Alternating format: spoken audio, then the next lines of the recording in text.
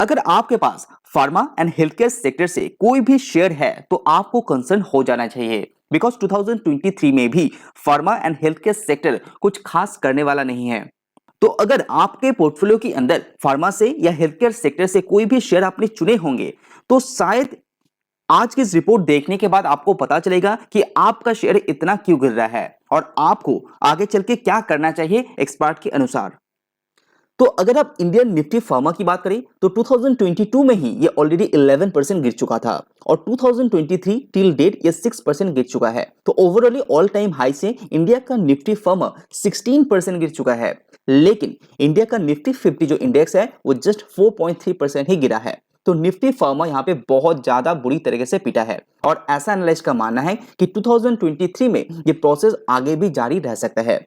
अभी आप स्क्रीन में कुछ शेयर देख पा रहे हैं जो ऑल टाइम हाई से कितना ज्यादा ईयर टिल डेट में ही पीटा है और 2022 से ही पीट रहा है, जैसे कि Glen pharma, Cipla, Divi's laboratories, Laurus lab, Pfizer, Biocon, Lupin जैसे बड़े बड़े कंपनीज भी यहाँ पे अच्छी तरह से पीटा है। लेकिन मुद्दा क्या है, प्रॉब्लम क्या है? तो एनालिस्ट के अनुसार the price pressure in the US generic market has been a key drag for this sector. साथ ही साथ जो हाई रॉ मटेरियल्स प्राइस है वो भी यहाँ पे इफेक्ट कर रहा है फार्मा सेक्टर को। रिसेंटली यूएस के अंदर जो एडवर्स एक्शन लिया जा रहा है ड्रग रेगुलेशन के अंदर, तो वो भी एक प्रॉब्लम क्रिएट कर रहा है फार्मा सेक्टर के लिए।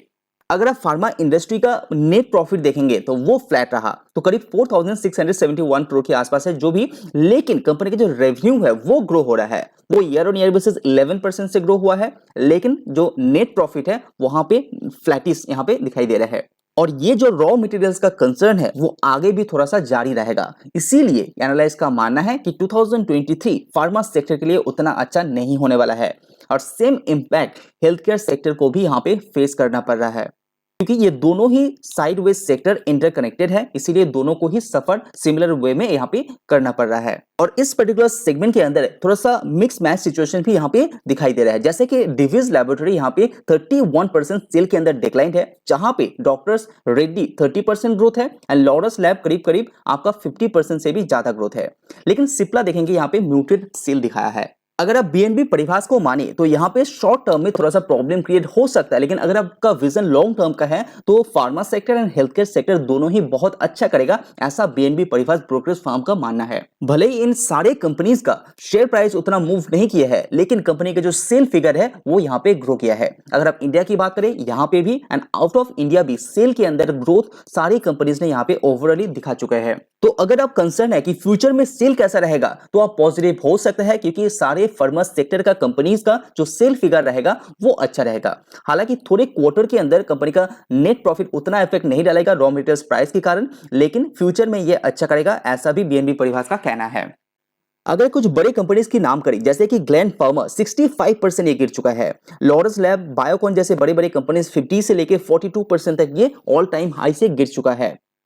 तो यहाँ पे फार्मा एनालिस्ट सजेस्ट ऐसा कर रहा है कि जो मार्केट के अंदर जो लीडर्स कंपनी है उसी को आपको फॉलो करना चाहिए। अभी जिसके पास बहुत सारा डेप्ट है उन कंपनीज के थोड़ा सा दूरियां रखना ही अच्छा है।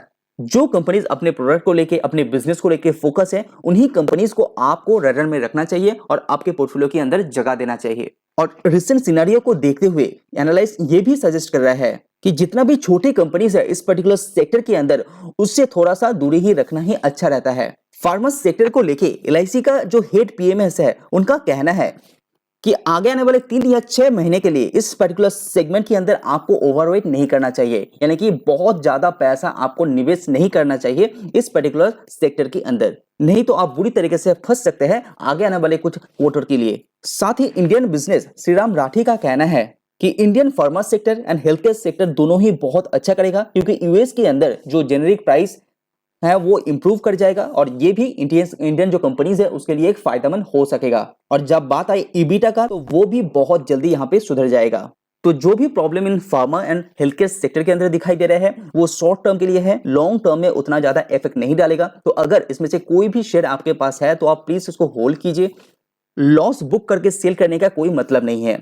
तो ये सच बात है कि शॉर्ट टर्म में थोड़ा सा आपको पेन झेलना पड़ रहा है, लेकिन लॉन्ग टर्म में ये अभी भी ग्रोथ के लेके इंटैक्ट है, ऐसा सारे एनालिस्ट का भी कहना है। लेकिन आपको पता होना चाहिए कि कौन सा शेयर अच्छा है, कौन सा शेयर नहीं है, कौन के पास बहुत ज्यादा डेप्थ है जिसको इंटरेस्ट पे आउट करते करते कंपनीज के लिए बहुत बड़ा एक चैलेंज भी फेस करना पड़ता है। तो अच्छी तरह से रिसर्च करने के बाद ही आपने